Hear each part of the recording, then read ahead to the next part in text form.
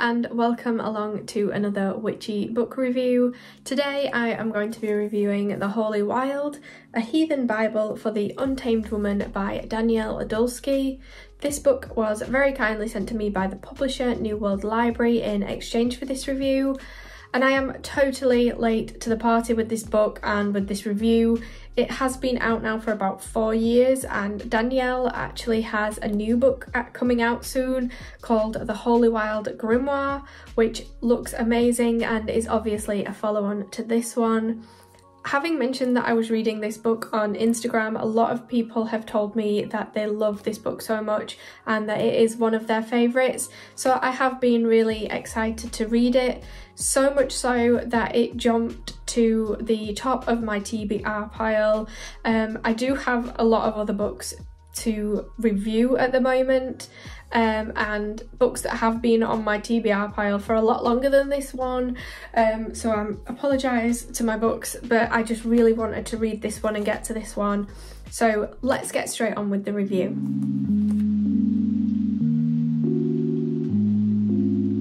Danielle's work is rooted in the wild feminine and our connection to the natural world. She explores these ideas through her writing, multimedia art, motherhood, witchcraft, yoga teaching and energy healing. Her other works include Woman Most Wild, Seasons of the Moon and Flame, The Sacred Hag's Oracle, and as I mentioned, she has a new book coming this year called The Holy Wild Grimoire. As well as books, Danielle's writing also appear on the sites The House of Twigs and House of the Hag. I'll put the links to those in the description if you want to check out some of Danielle's other work.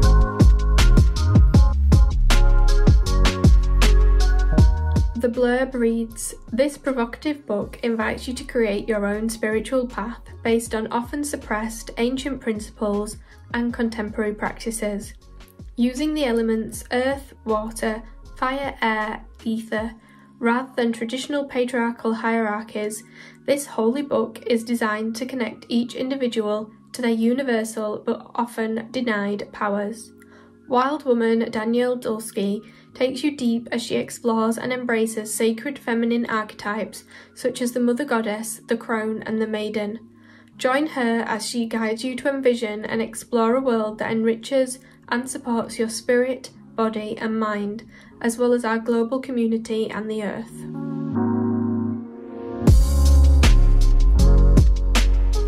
Moving on to some of my thoughts about the book then, it does open up with a really lovely prayer at the beginning of the book that I feel really captures the essence of it. It's about honouring nature, the natural world and the elements being worthy of worship and honouring the wild rather than a god, so it was totally my vibe as soon as I started reading.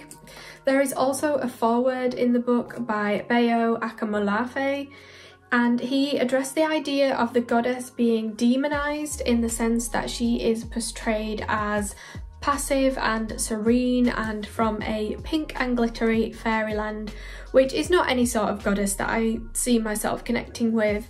And it seems to me that the goddess that is promoted in society, and specifically what I call or consider to be toxic, or this toxic side of the wellness industry or the spirituality scene, is a goddess that has no real depth to her. And I do find myself drawn more to wild women and goddesses such as Hecate and Medusa and Persephone. And in this book, Danielle does present a range of women from myths in a way that honours their femininity and the complexity that comes with that. They are very relatable, they're wild, they're human, and they're not put on a pedestal in some sort of unattainable example of perfection. At the point it came to reading the book, my practice did feel very messy and chaotic. It wasn't working for me anymore. I wanted it to have more definition and more purpose. I craved organisation rather than this going with the flow that I seemed to have been doing before, and I was struggling to feel motivated to practice my craft. So I felt that it was the perfect time to read this book to reconnect with the elements, with the earth and with my craft. To give you a little bit of an idea as to how the book is organised then, it explores each element as an archetype, and each element has 3 chapters: verses, rituals and magic. Verses explores what I call the story or the myth about the women and the goddesses. Rituals feature various ways in which you can connect with the key ideas and themes within those myths, and the magics are spells and workings. Don't feel like you need to do every single ritual or magic as you go through the book. They are definitely things that you can come back to and dip in and out of when you feel inclined to do so. Throughout the book there are also sections called handwritten verses. They are sort of like journaling prompts for reflection, but they did encourage you to write your own story that's been inspired by the myth that's been put forward. I did read them and I took some time to think about them. However, as I was reading the book just for the review, I didn't find the time to sort of sit down and complete the handwritten verses myself, but I will say that it is definitely something that I want to come back to and to do as well. The way that the book is structured did remind me of another book that I read a while ago called Mythology for a Magical Life by Ember Grant. So in it she re-envisions or reimagines a myth and then explores what we can learn from it and what we can take from its themes. And it also does include rituals and spells that have been inspired by those various myths. It was literally just the way it was organised that reminded me though. Other than that, the books are completely different and they do explore a lot of different pantheons of goddesses and women from myths, but I will put a link to that review as well, so in case you wanted to check that out and do a little bit of a comparison. There were a lot of things that I loved about this book, but the main thing being is the way that it is written. So Danielle has a very lyrical and narrative style to her writing, and the whole book is like she's telling you the story of who you are and who this wild woman is.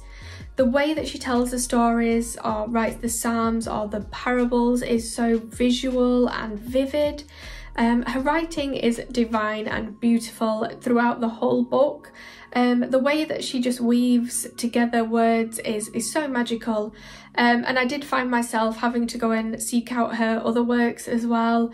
That she's got a lot of stuff online, so I did have to go and find that out and do a lot of reading of that as well, just because I was really drawn to her writing and it's just so lovely and alive and got a very seductive quality to it as well. This leads me on to another of my favourite aspects of the book, and that's the exploration of the myths and the religious stories themselves. So they may be stories that you're familiar with, they may not be, but Danielle calls them a revisioning. She revisions characters such as Lilith, Salome and Mary Magdalene in a whole new light, and for me it's a feminist perspective that sheds the patriarchal lens through which we usually view these women. So I really did love the way that she retold or revisioned these stories. In terms of being a little bit more specific about my favourite sections and little bits that I enjoyed, there were quite a few throughout the book, and I didn't actually have to go far into the book to find something that I enjoyed.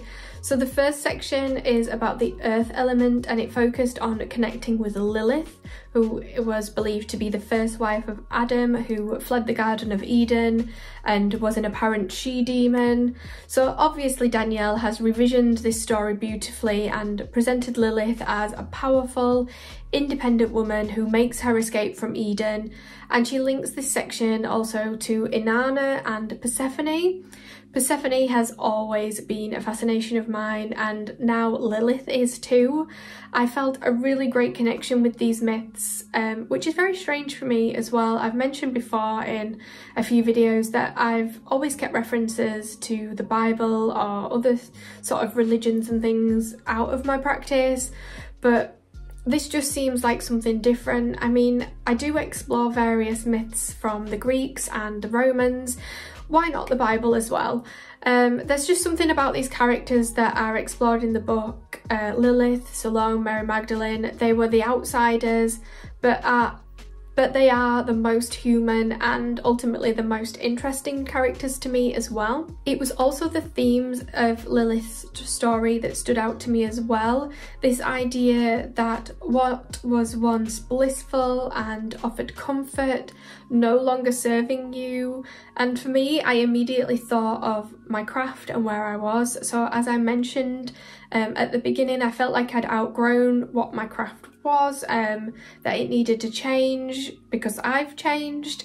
And I did write down a lot more notes about that section, but rereading them, it probably only really makes sense to me. So I'm not going to bore you with all of my thoughts about it, but I will sum it up and just say that I feel like that section brought to light for me this idea of embracing a more true self and a more authentic practice. Another section I enjoyed was the section about water, the element water, as it was about our passions and creativity and included magic about abundance. A spell called Crafting the Cosmic Egg Manifestation Magic for the Wild Maiden stood out to me because, again, it was about passions, it was about purpose, and I found the guidance and the visualizations in those sections really useful and affirming. So writing a book then for the untamed woman and exploring goddesses and feminine energy can be difficult in terms of ensuring that it is still inclusive.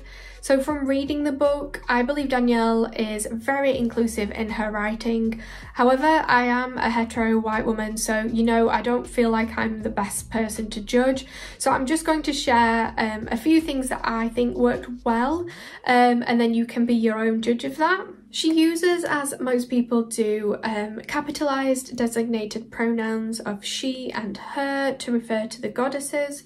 I think the capitalization helps to show that these are sort of above the pronouns that we maybe would use day to day, if that makes sense. They are feminine and masculine energies that anybody can embody, regardless of their gender, their binary or non-binary or pangender.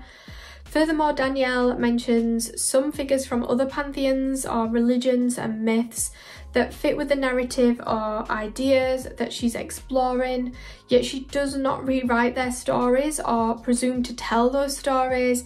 She has included in the back a list of books written by women of colour that explore the stories and the myths that she mentions. I don't really have any real criticism of the book, but I did find that I had to be in a particular mood to read it, if that makes sense. It can be very deep and it asks a lot of you at times. As I mentioned earlier, I'm not usually one for stories and myths that are related to the Bible because I don't consider myself Christian.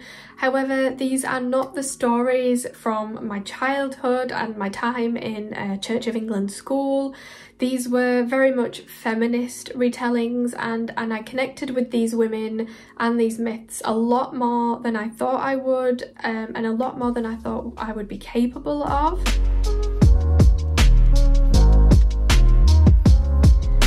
Right, time for some final thoughts then to sum up. I think this book is going to be different and personal to everyone that reads it.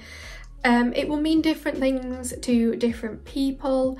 Ultimately, I think we can all probably relate to it. We can all find some connection to the various archetypes that have been discussed. Some more than others depending on where you are in your life, where you find yourself in your life while you're reading it. For example, I found there were areas that I didn't really connect to right now, sort of where I am in my life. However, I could imagine that in the future, I probably would connect with those a little bit more when I was thinking of my future self. Towards the end of the book, I did feel like it addressed my feelings of stagnation or lack of direction in my practice. Danielle writes about how we are ever changing and so our practice ebbs and flows, and it's not something to be completed, and I now acknowledge that. My practice as it was no longer works for me. I've outgrown it, but that does not mean I know sort of what my new practice is going to look like. I am learning and changing at the moment, and I feel like I'm experiencing something that Danielle sums up perfectly as an unexpected leap from being so sure of everything to knowing absolutely nothing. And I feel like the book has readied me to sort of embrace that and to start again, not necessarily from scratch, but from a more aware and informed place. It's definitely one of those books that you will read more than once. I know that I'm probably going to read it again because there is so much more to take from it, to unpack and to work through. I did read it through quite quickly in order to do this review, but I think on my second read through it will be even more important and I will get even more from it as well. Suffice to say that I really did enjoy this book. Okay, that's it for today's review then, guys. I hope that you found it useful. If you have read this book, then please do let me know your thoughts. Was there a particular section that stood out to you? What did you like about the book? What did you dislike about the book? Anything at all. Thanks for watching, guys, and I will see you in the next video.